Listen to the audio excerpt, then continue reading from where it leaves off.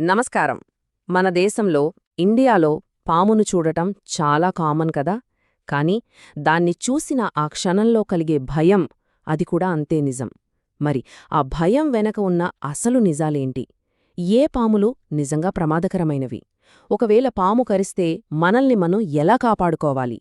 ఈరోజు ఈ విశ్లేషణలో మనం భయాన్ని పక్కన పెట్టి ప్రాణాల్ని కాపాడే అవగాహన పెంచుకుందాం. సరే, ఇక మొదలుపెడదాం రండి.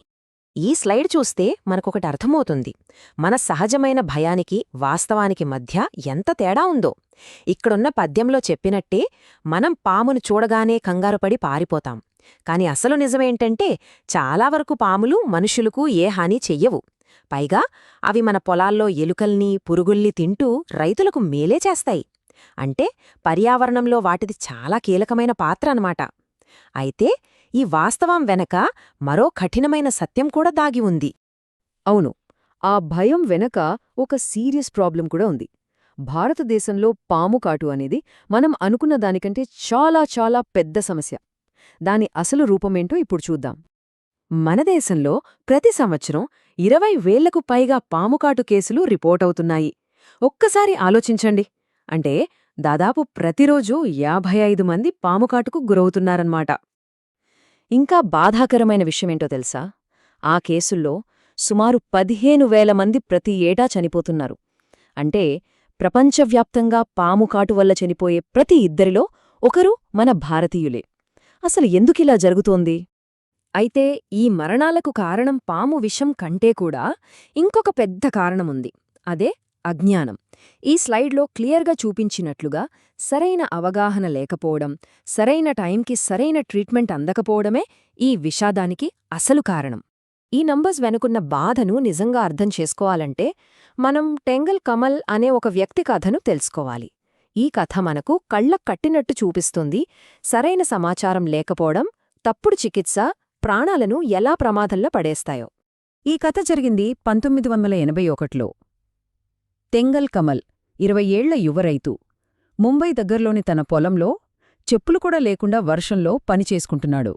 సడన్గా అతని కుడిపాదం మీద సూదు గుచ్చినట్టు విపరీతమైన నొప్పి. కిందకు చూస్తే చీలమండ దగ్గర 2 చిన్న రక్తపు చుక్కలు. అతనికి వెంటనే అర్థమైపోయింది, అది పాముకాటు అని. వెంటనే అతన్ని దగ్గర్లో ఉన్న ఒక డిస్పెన్సరీకి తీసుకెళ్లారు. కాని అక్కడే అస్సలు పెద్ద పొరపాటు జరిగిపోయింది. అక్కడి ప్రాక్టీషనర్కి పాముకాటుకు విరుగుడు అంటే యాంటీవెనిన్ సీరం గురించి తెలియదు. అది పాము విషంతోనే తయారుచేసే ఒక స్పెషల్ మెడిసిన్.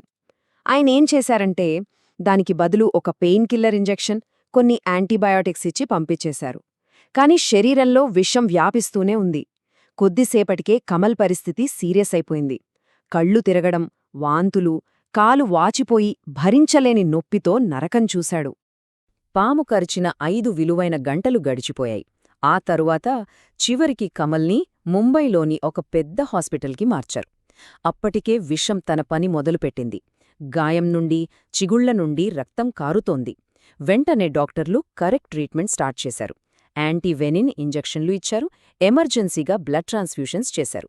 3 రోజుల్లో 15 సార్లు రక్తమెక్కించాల్సొచ్చింది. 5 రోజులపాటు ప్రాణాలతో పోరాడి చివరికి అతను గెలిచాడు. కమల్ కథ మనకు చెప్పేది ఒక్కటే: పాముకాటు విషయంలో ప్రతి నిమిషం చాలా విలువైనది. సరే, కమల్ కథ మనకొక సొల్యూషన్ వైపు దారి చూపిస్తోంది.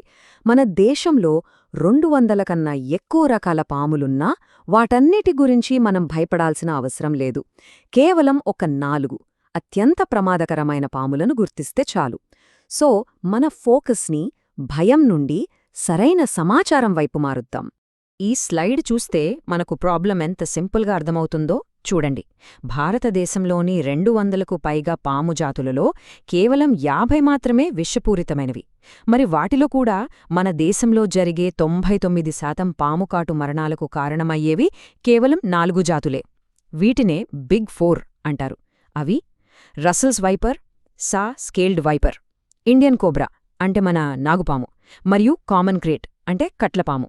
సరే, ఈ బిగ్ 4లో మొదటిది రసల్స్ వైపర్. దీన్ని మన దగ్గర రక్తపింజర అని కూడా అంటారు. ఈ స్లైడ్లో చూసినట్టు ఇది నార్త్లో వరి పొలాల నుండి సౌత్లో అడవుల వరకు ఇండియా మొత్తం కనిపిస్తుంది. దీని బ్రౌన్ కలర్ బాడీ మీద ఉండే గొలుసులాంటి గుర్తుల ద్వారా దీన్ని ఈజీగా గుర్తుపట్టొచ్చు. దీని స్పెషాలిటీ ఏంటంటే దీనికి పొడవైన కదిలే కోరలుంటాయి. వాటితో ఇది చాలా ఎక్కువ మోతాదులో విషాన్ని ఇంజెక్ట్ చేస్తుంది. ఇక రెండవది, ఇది మనందరికీ బాగా తెలిసిన పాము, ఇండియన్ కోబ్రా. అదేనండి, నాగుపాము.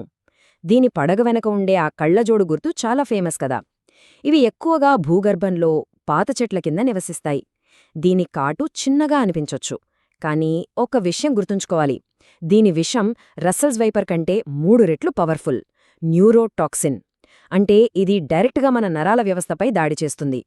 ఈ బిగ్ 4లో అత్యంత ప్రమాదకరమైనది ఇదే, కామన్ క్రేట్ లేదా కట్లపాము. ఇది చాలా సిగ్గరిపాము.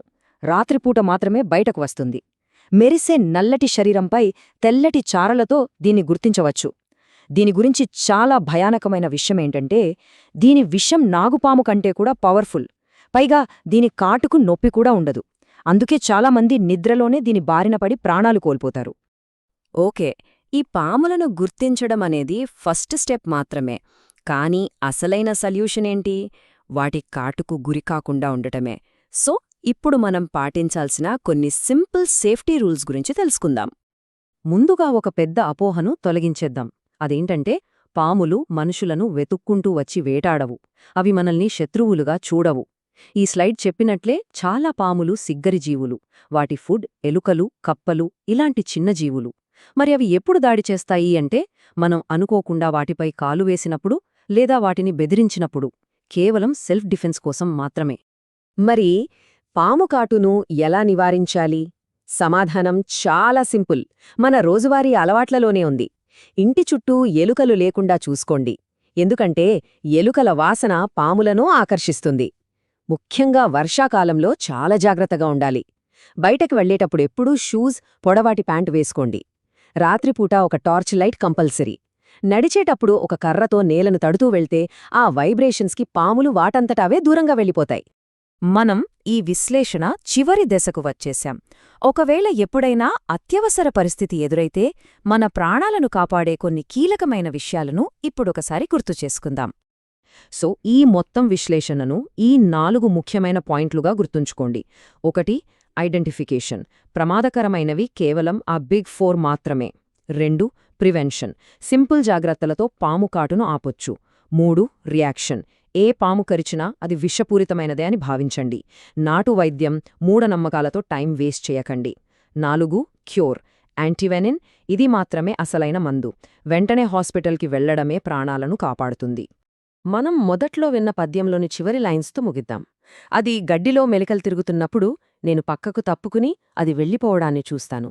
వాటిని గౌరవిద్దాం. వాటి దారిలో వాటిని ప్రశాంతంగా వెళ్లనిద్దాం. కాబట్టి ఎప్పుడూ గుర్తుంచుకోండి, పామును చూసినప్పుడు మన అసలైన రక్షణ భయం కాదు, సరైన అవగాహన మాత్రమే. ఆ నాలెడ్జ్తో మనం, మనతో పాటు ఈ జీవులను కూడా గౌరవిస్తూ సేఫ్గా బ్రతకొచ్చు.